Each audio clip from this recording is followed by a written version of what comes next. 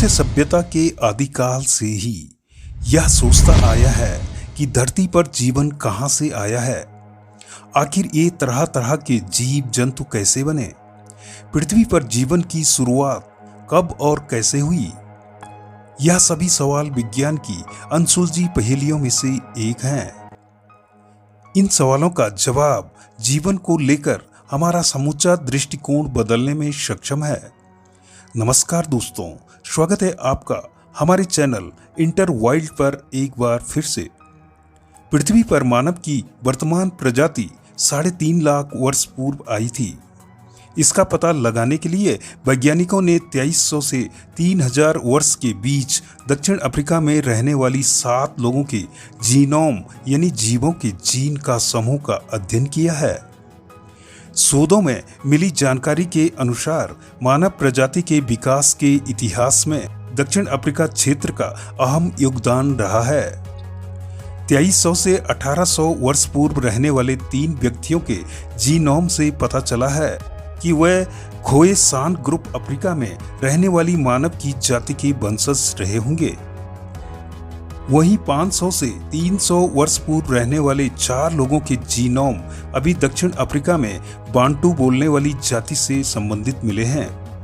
शोधकर्ताओं ने पाषाण काल के शिकारी मनुष्यों के जीनोम का अध्ययन भी किया और पता लगाया है कि मानव में सबसे बड़ा बदलाव 3.5 से 2.5 लाख वर्ष के बीच में आया था। दक्षिण अफ्रीका के पूर्वी तट पर रहने वाले पाषाण काल के शिकारी बच्चे और पश्चिम अफ्रीका के मनडंडिका के बीच तुलनात्मक अध्ययन के बाद मालूम हुआ कि मानव प्रजाति में सबसे बड़ा विभाजन 3.5 लाख वर्ष पूर्व हुआ था। इन शोधों के परिणाम के अनुसार मनुष्य की आधुनिक प्रजाति हमारे अनुमान से बहुत पहले ही विकसित हो गई थी। आधुनिक खोजों से ज्ञात हुआ है कि लाखों वर्ष पूर्व इस पृथ्वी पर मानव का जन्म हुआ था। पहले मनुष्य 4 पैरों पर चलता था और जंगलों में रहता था। वह पेड़ों की जड़ें, पत्तियां, फल, फूल इत्यादि खाया करता था। कुछ छोटे जानवरों को मारकर उनका कच्चा मांस भी खाया करता था। वस्त्र नहीं पहनता था, बस यूं ही इधर उधर घूमता रहता था। यह वानर जैसा मानव खाने की तलाश में इधर उधर दिन भर भटकता रहता था, लेकिन रात होने पर और जानवरों से सुरक्षा व ठंड बरसात से बचने के लिए आदि मानव गुफा जैसे स्थान मिलने पर उनमें रहने लगा। वह अधिकांशतः पेड़ों पर चढ़कर अपना अधिकांश समय व्यतीत किया करता था, जिससे वह घातक जंगली जानवरों से अपनी सुरक्षा कर सके। संभवतः जब उसने ऊंचाई पर लगे पेड़ों के फलों को देखा होगा, तब उनको तोड़ने के लिए वह धीरे धीरे अपने शरीर को संतुलित करते हुए 4 के बजाय 2 पैरों का उपयोग करने लगा। इस प्रकार उसके हाथ स्वतंत्र हो गए, जिनका उपयोग वह धीरे धीरे किसी चीज को खोदने, पकड़ने व उठाने में करने लगा। और इस तरह वह 2 पैरों का उपयोग चलने एवं हाथों का उपयोग काम करने के लिए करने लगा। इस तरह मनुष्य में धीरे धीरे शारीरिक परिवर्तन होते गए। जैसे जैसे वह पैरों पर खड़ा होने लगा तो अधिक दूर तक देखने लगा होगा। ऐसा अनुमान लगाया जाता है कि आसपास की चीजों को देखने के लिए पूरे शरीर को घुमाने के बजाय सिर्फ गर्दन का उपयोग करने लगा।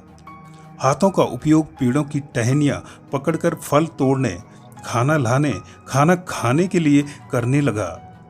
इसी समय वह पीठ के बल भी सोने लगा होगा। इस प्रकार शारीरिक परिवर्तन के साथ साथ मानव के सोचने की शक्ति का भी तेजी से विकास होने लगा। उसने स्पष्ट रूप से रोने व हंसने की आवाज में भी अधिक स्पष्टता आती गई।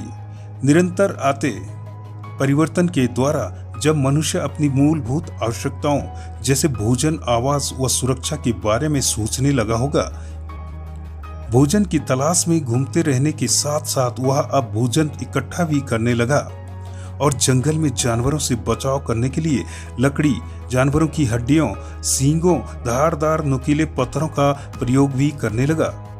आदि मानव पत्थरों का उपयोग जानवरों के शिकार करने, मांस काटने और लकड़ी काटने, कंदमूल खोदने के लिए किया करता था। पत्थर को पाषाण भी कहते हैं, इसीलिए इस काल को पाषाण काल के नाम से जाना जाता है। इससे आगे की जानकारी आपको अगली वीडियो में दी जाएगी। यदि आपको यह वीडियो अच्छी लगी तो वीडियो को लाइक करें, शेयर करें। हाँ, यदि आप इस चैनल पर पहली बार हो तो हमारे चैनल इंटर वर्ल्ड को सब्सक्राइब अवश्य करें। तो दोस्तों, मिलते हैं फिर एक नई वीडियो के साथ। तब तक के लिए देखते रहिए इंटर वर्ल्ड।